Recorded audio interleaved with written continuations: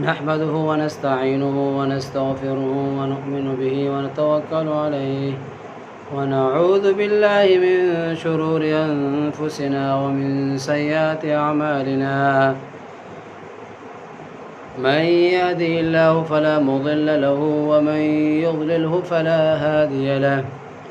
ونشهد أن لا إله إلا الله وحده لا شريك له ونشهد أن سيدنا ومولانا محمدا عبده ورسوله أرسله الله إلى كافة للناس بشيرا ونذيرا وداعيا إلى الله بإذنه وسراجا منيرا صدق الله العظيم وقال الله تعالى في القرآن المجيد والفرقان الحميد قل أوحي إلي أنه استمع نفر من الجن فقالوا إنا سمعنا قرآنا عجبا. سامعین محترم، عزیز برادران، السلام علیکم ورحمۃ اللہ وبرکاتہ۔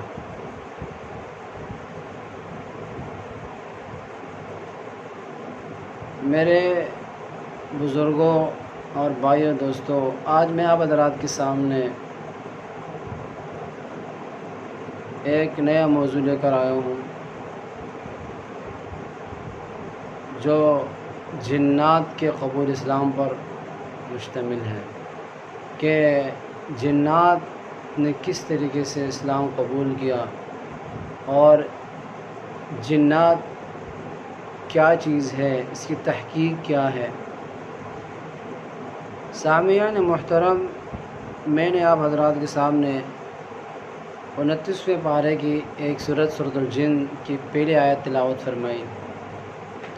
قل اوحی الی انہ استمع نفر من الجن فقالوا انا سمعنا قرآنا عجبا، کہ اے پیارے نبی کریم صلی اللہ علیہ وسلم، آپ کہہ دیجئے جو وحی تمہاری طرف کی گئی ہے، انہ استمع نفر من الجن، کہ جنات کے ایک جماعت نے قرآن سنا، قالوا انا سمعنا قرآنا عجبا، اور انہوں نے کہا اپنے قبیلے میں کہ ہم نے ایک ایسا قرآن سنا ہے جو دلوں پر اثر کرنے والا ہے اور ایک عجیب اور غریب کلمات ہے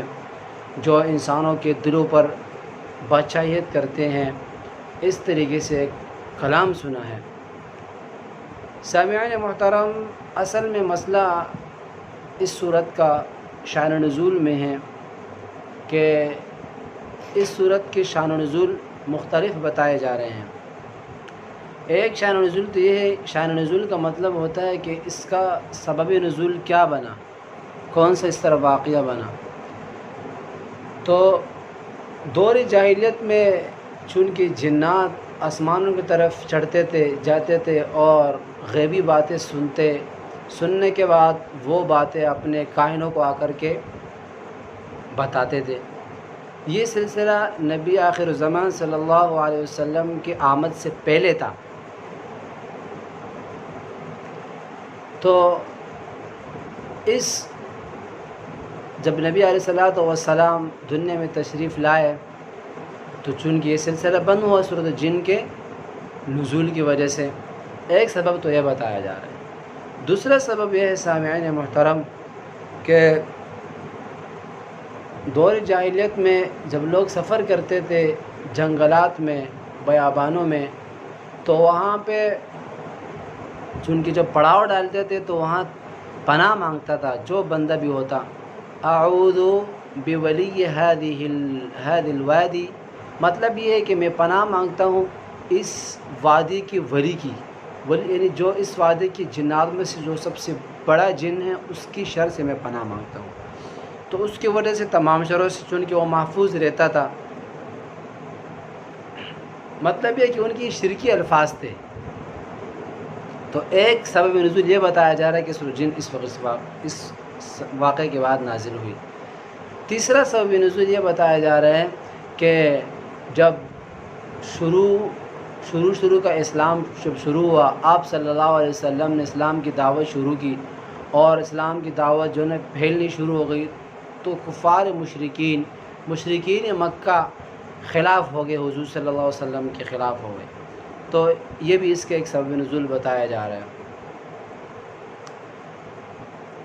ایک واقعہ چونکہ اس میں یہ بھی ہے کہ عبد البر سے ایک روایت ہیں، وہ فرماتے ہیں کہ ایک بندہ جنگل میں چلا گیا، جنگل میں جب چلا گیا تو جنگل میں انہوں نے پڑاؤ ڈالا، ایک چرواہا تھا وہ، اور وہ بکریوں کو چرا رہا تھا، تو ایک بھیڑیا آیا اور ایک بکری کو چرا کر کے لے کے گیا، مطلب یہ کہ ایک بکری کو لے کر گیا۔ تو اس وقت یہ آواز لگانے شروع ہو گئے اور فریاد رسی شروع کر دی اس نے، تو چونکہ وہی بھیڑیا واپس آ کر کے انہوں نے کیا، وہ بکری دوبارہ اس کے حوالے کر دیا، تو ان کے اعتقاد عقیدہ اور بڑھ گیا اس پہ کہ یہ سارے کام جو کرنے والے ہیں شیاطین جنات وغیرہ ہیں، کیونکہ ان کا یہ سوچتا کہ نبی آخر الزمان صلی اللہ علیہ وسلم کا آنا ہی نہیں ہے، اس کے بعد کوئی نبی نہیں آئے گا، تو چونکہ ہم اسی طریقے سے زندگی گزاریں گے، اور یہ جنات وغیرہ جتنے بھی ہیں یہ ان انسانوں نے بھی اس کو اپنے سرورہ بنائے تھے۔ سامعین محترم، اس میں اصل مسئلے کی طرف ہم آتے ہیں کہ یہاں پہ اللہ تبارک و تعالیٰ نے فرمایا کہ قل اوحی الی انہ استمع نفر من الجن۔ نفر کسے کہتے ہیں؟ نفر کہتے ہیں 3 سے زیادہ عدد پر نفر بولا جاتا ہے، 3 سے زیادہ عدد پر۔ تو چونکہ یہ جنات کی ایک جماعت تھی جو حضور صلی اللہ علیہ وسلم ایک مقام نخلہ پر صبح کے وقت نماز پڑھا رہے تھے، تو یہ جنات کی جو جماعت تھی 9 افراد تھے، 9 افراد پر مشتمل تھے۔ انہوں نے قرآن سنا، جو سورہ پڑھ رہے تھے نا، یہی کلمات پڑھ رہے تھے سورۃ جن کے، انہوں نے سن لیا۔ تو سننے کے بعد وہ اپنے قبیلے کی طرف گئے اور اپنے قبیلے سے انہوں نے یہ آیتیں تلاوت کی اور پورے اپنے قوم قبیلوں کو مخاطب کر کے کہا کہ ہم نے ایک ایسا عجیب اور غریب قرآن سنا ہے جو دلوں پر اثر کرتا ہے۔ اس کی طرف میں آتا ہوں انشاءاللہ، اس کی وضاحت میں کرتا ہوں۔ اب میں ذرا اس کی تحقیق کرنا چاہ رہا ہوں کہ نفر یہ تو کتنی جماعت تھی، 9 افراد پر یہ مشتمل جماعت تھی۔ تو آیا یہاں سے یہ بات ثابت ہوتا ہے کہ جنات کی تخلیق، جنات کیا چیز ہے؟ تو ہمارے علماء کرام حضرات یہ فرماتے کتابت ثابت شدہ ہے کہ جنات کا باقاعدہ وجود ہے فرشتوں کی طرح، جس طریقے سے فرشتوں کا وجود ہے اسی طریقے سے جنات کا بھی وجود ہے، اور جنات میں شادی بیاہ بھی ہوتی ہے، اس کے علاوہ اس میں تخلیق بھی ہوتی ہے۔ مطلب یہ ہے کہ جس طریقے سے توالد تناسل کا معاملہ انسانوں میں چلتا ہے، اس طریقے سے توالد تناسل کا معاملہ جنات میں بھی چلتا رہتا ہے۔ اللہ تبارک و تعالیٰ جنات کو بھی بڑھاتا ہے، اور جس طریقے سے انسان احکام شریعہ کا پابند ہے، اس طریقے سے جنات بھی احکام شریعہ کے پابند ہیں۔ باقاعدہ فرشتوں اور جنوں کا وجود قرآن نے ثابت کیا ہے، تو اس کا انکار کرنے والا کفر کے زمرے میں آتا ہے، تفسیر مظہری کا حوالہ ہے۔ دوسری بات یہ ہے کہ آپ علیہ الصلوۃ والسلام کا جب آپ علیہ الصلوۃ والسلام بچپن میں ہی جو نا یتیم ہو چکے تھے، تو چونکہ ابو طالب نے ان کی پرورش کی تھی، جب ابو طالب کا وفات ہوا تو آپ علیہ الصلوۃ والسلام بیار و مددگار رہ گئے، یعنی حضور صلی اللہ علیہ وسلم کا کوئی معاون نہ رہا مکہ مکرمہ میں۔ تو حضور صلی اللہ علیہ وسلم نے طائف کی طرف رخ کیا۔ طائف کی طرف حضور صلی اللہ علیہ وسلم جب چلے گئے تو حضور صلی اللہ علیہ وسلم نے طائف میں 3 بھائیوں سے کچھ معاونت مدد مانگی، پہلے ان کو اسلام کی دعوت دی، پھر ان سے مدد طلب کی۔ 3 بھائی عبد الیائل اور مسعود اور خبیب، یہ 3 بھائی تھے، ان کے بارے میں بہت بڑا چرچا تھا سامعین محترم کی، یہ بہت شریف لوگ ہیں، لیکن آپ صلی اللہ علیہ وسلم نے جتنی امید ان سے باندھی تھی وہ ان کے مخالف نکلے، کیونکہ ان میں ایک عورت تھی قریش کی، وہ ان کی سسرال، مطلب یہ کہ یہ ان کی سسرال تھی اس قریش عورت کی، انہوں نے بھی اس کو پہچانا، تو آپ صلی اللہ علیہ وسلم نے ان کو پہلے دعوت دی، پہلے ان کو کہا کہ آپ میرے معاونت کرو، مدد کرو مشرکین مکہ کے خلاف، لیکن انہوں نے اس کے بات نہیں مانی، اور باوجود اس کے کہ حضور صلی اللہ علیہ وسلم نے فرمایا ان سے کہ اگر آپ میری بات کو نہیں مانتے ہو تو اتنا صرف کرو کہ یہ میری خبر مشرکین تک نہ پہنچے، مشرکین مکہ تک نہ پہنچے۔ لیکن سامعین محترم، یہ بات بھی جو ہے نا راز نہ آئی، اور یہ بات بھی مشرکین مکہ کی طرف پہنچ چکی، اور اس کے بعد انہوں نے ایک اوباش قسم کے لڑکوں کو اور ایک لوفر قسم اوباش قسم کے افراد کو حضور صلی اللہ علیہ وسلم کے پیچھے لگایا۔ حضور صلی اللہ علیہ وسلم کو ستانے کے بعد حضور صلی اللہ علیہ وسلم عتبہ اور شیبہ کے ایک باغ تھا طائف میں، وہاں چلے گئے۔ حضور علیہ السلام جب وہاں چلے گئے تو حضور صلی اللہ علیہ وسلم ایک انگور کے شاخ کے نیچے بیٹھ گئے۔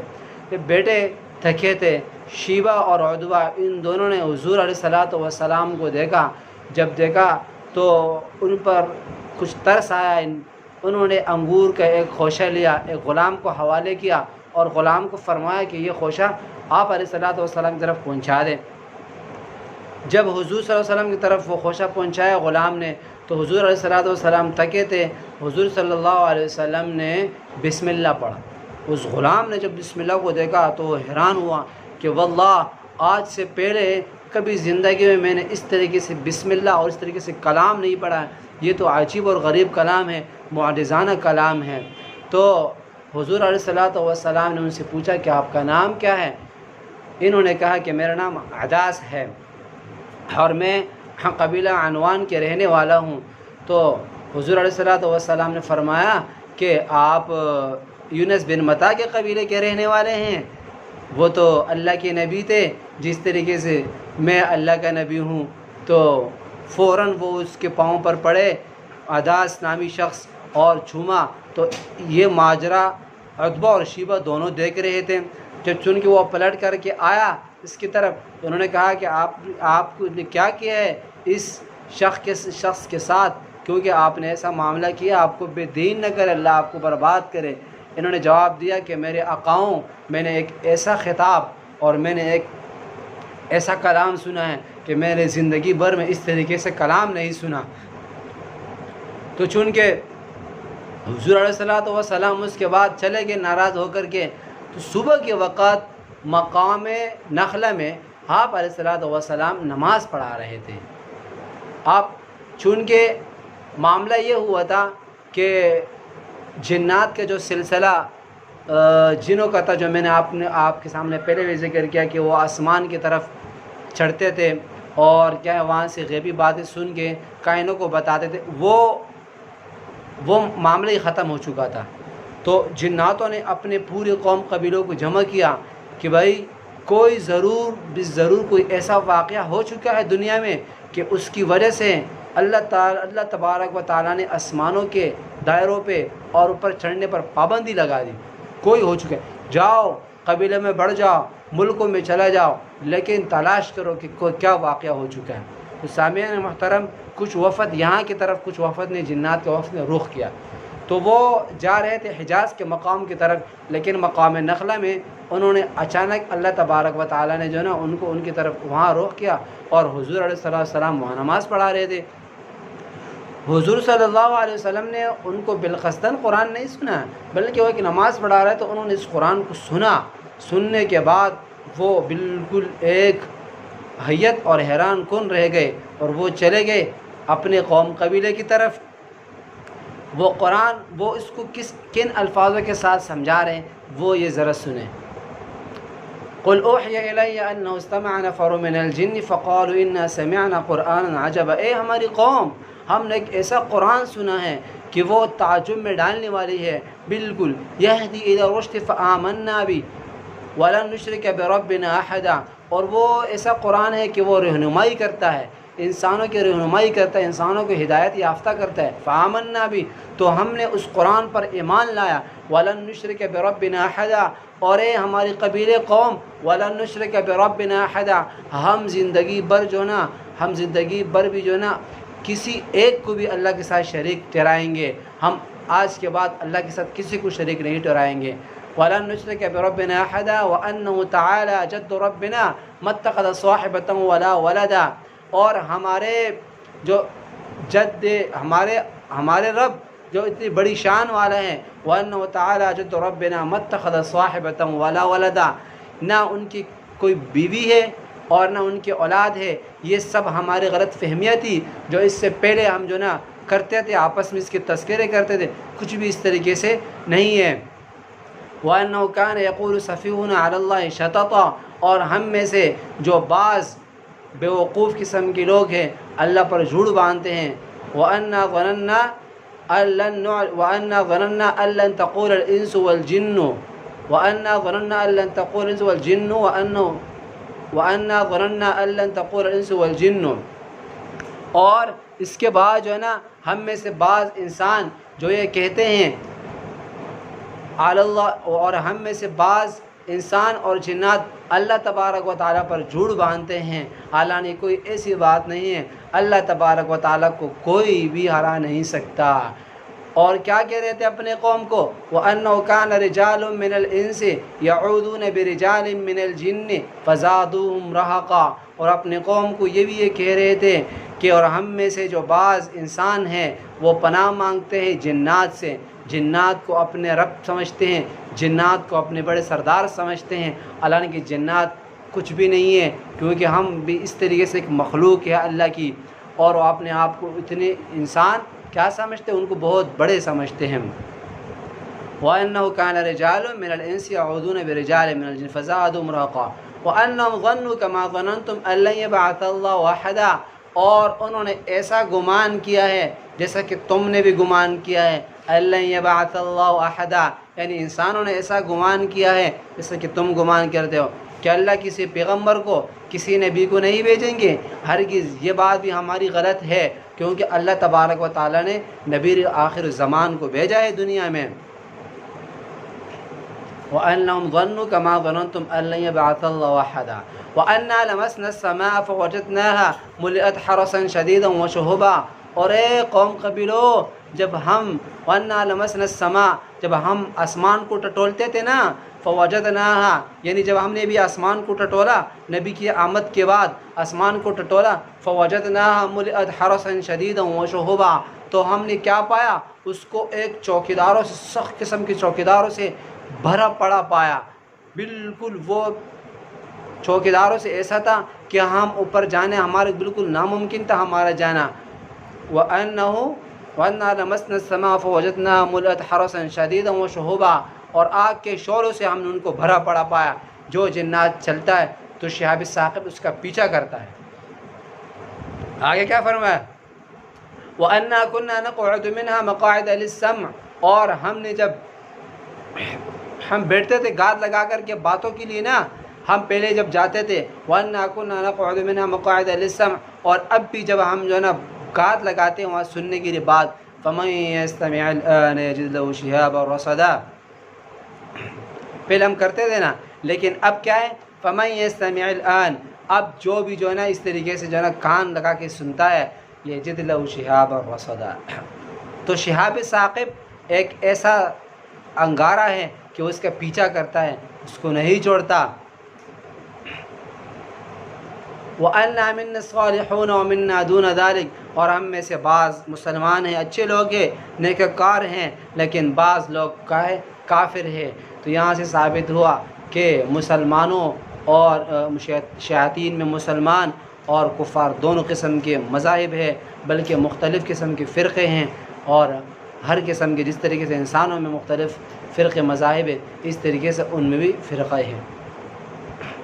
تو کہہ رہے کہ وَأَنَّا مِنَّا الصَّالِحُونَ وَمِنَّا دُونَ ذَلِكَ كُنَّا طَرَائِقَ قِدَدًا، اور ہم میں مختلف قسم کے کیا ہے مطلب مذاہب، طریقے، طور و طریقے ہیں.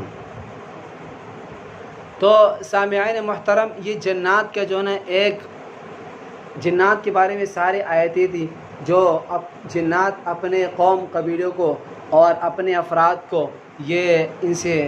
آگاہ کر رہے تھے، سنا رہے تھے کہ ہم نے تو ایمان لایا. تو اس کی وجہ سے شیاطین کے ایک بہت بڑے، جنات کے ایک بہت بڑے گروہ نے اسلام لایا اور اپنے آپ کو نبی آخر زمان صلی اللہ علیہ وسلم کے احکام کی شریعت کے اور احکام کے جو لے کر آئے تھے اللہ کے احکام کے تابع بنا دیا۔ تو چونکہ ایک واقعہ حدیث میں وارد ہوتا ہے کہ ایک صحابی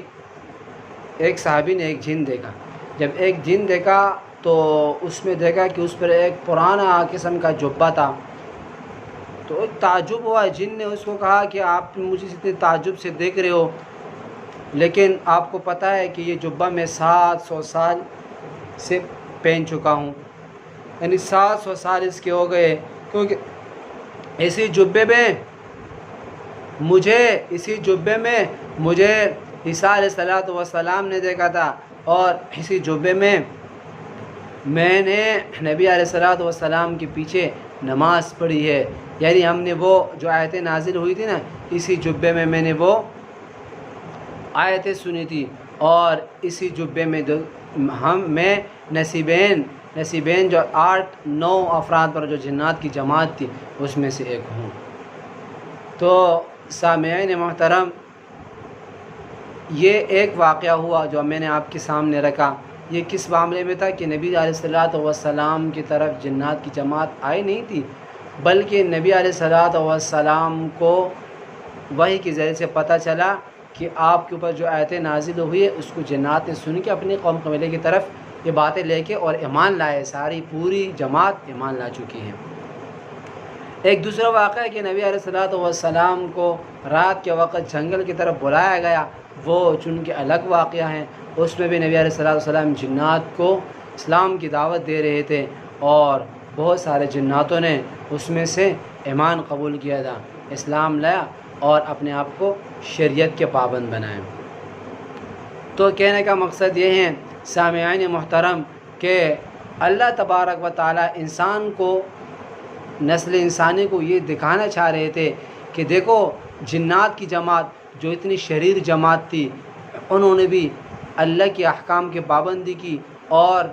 ایمان لایا، ایمان سے اپنے آپ کو نوازا اتنی بڑی جماعت نے، ٹھیک ہے۔ تو اللہ تبارک و تعالیٰ کو کسی کا محتاج نہیں، اور نہ اس کو کسی کی عبادت کی ضرورت ہے۔ وہ جس سے کام لینا چاہیں تو وہ ہر کسی سے کام لے سکتا ہے، جیسا کہ 26 پارے کے وہ سورۃ فتح میں ہے کہ سورۃ محمد میں ہے کہ اللہ تبارک و تعالیٰ فرماتے ہیں کہ اگر یستبدل قوم غیرکم اگر آپ لوگ راہ راست پر نہیں آتے تو اللہ تبارک و تعالیٰ آپ کو ختم کر دے گا، پوری جو نسل کو ختم کر کے، پوری انسانیت کو ختم کر کے، یا اللہ کے باقی لوگوں کو اللہ ختم کر کے دوسری قوم پیدا کرے گا۔ ایسا قوم ہو کہ اللہ ان کی اللہ تبارک و تعالیٰ کی عبادت کریں گے۔ تو سامعین محترم، اللہ تبارک و تعالیٰ کسی چیز کا محتاج نہیں، نہ اللہ تبارک و تعالیٰ کسی کی عبادت کا محتاج ہے، نہ اللہ تبارک و تعالیٰ کسی قسم چیز کا محتاج نہیں، وہ بے نیاز ہے۔ قل هو اللہ احد، اللہ ایک ہے، اللہ الصمد، اللہ بے نیاز ہے، لم یلد، نہ اسی سے کوئی جنا ہے، ولم یولد، اور نہ یہ کسی سے جنا ہے، ولم یکن لہ کفوا احد، اور نہ اللہ تبارک و تعالیٰ کا کوئی شریک ہے، وہ بالکل اکیلا ہے۔ تو یہ میں نے آپ حضرات کے سامنے کچھ وضاحت رکھی جنات کے بارے میں کہ جنات کیا چیز ہے، اور جنات نے اسلام کیسے قبول کیا، اور جنات جو ہے نا یہ باقاعدہ ایک قسم کے مخلوق ہیں جو انسانوں پر بھی حاوی ہو سکتے ہیں، انسانوں کو جو حاوی ہونے کے بعد کنٹرول کرتے ہیں۔ پہلے انسان اس سے چھٹکارا نہیں پاتا، لیکن اس کے لیے بھی اللہ تبارک و تعالی نے جو ہے نا ہم اس کے علاج اور اس کو ختم کرنے کے لیے اللہ تبارک و تعالی نے ہمارے سامنے ایک عظیم کتاب رکھی ہے قرآن مجید کی شکل میں۔ اس میں سب کچھ ہے، ہر چیز کا توڑ ہے، جادو کا توڑ ہے، جنات ختم کرنے کا توڑ ہے، سب کچھ اللہ تبارک و تعالی اسی کے ذریعے سے کر سکتا ہے۔ تو اللہ تعالیٰ سے دعا ہے کہ اللہ تبارک و تعالی ہم سب کو ان تھوڑی سی باتوں پر عمل کرنے کی توفیق عطا فرمائے۔ وآخر دعوانا الحمدللہ رب العالمین۔